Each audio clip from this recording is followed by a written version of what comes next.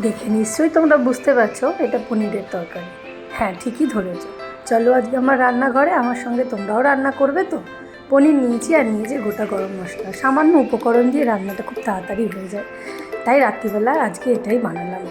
দেখতেই পাচ্ছ কড়াইতে, ননস্টিকের কড়াইতে না তেলটা একটু কমই লাগে, তোমরাও জানো। একটু তেল দিয়েছি, সামান্য একটু ঘি দিয়েছি, দিয়ে পনিরগুলোকে প্রথমে একটু লালচে করে ভেজে তুলে নিয়েছি। এই পনির ভাজতে ভাজতেই না কতগুলো পনির খাওয়াই হয়ে যায়, কী বলবো তোমাদেরকে।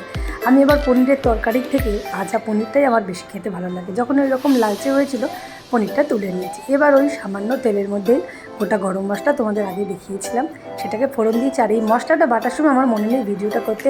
এই মশলার মধ্যে আছে আদা, কাঁচা লঙ্কা, কাজু, তিল, পোস্ত, ব্যাস এই দিয়ে বেটে নিয়েছি, আর কিচ্ছু না। এবার দিলাম নুন আর দিয়েছি হলুদ। ও তরকারিতে আমি চিনি দেবো না বলে ওই মশলাটার সাথে দিয়েছিলাম কতগুলো কিশমিশ। তারপরে মশলাটা কষানো হয়ে গেলে দিলাম 1 কাপ গরম দুধ।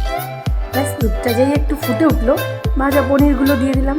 তারপর নামানোর আগে সামান্য একটু ঘি দিয়েছিলাম, অপূর্ব খেতে হয়েছিল। এই পনিরের তরকারিটা দিয়ে নিয়ে নিলাম এরখানা রুটি, স্যালাড, একটু সকালের ডাঁটার তরকারি, মোচার তরকারি, আর দেখতেই পাচ্ছি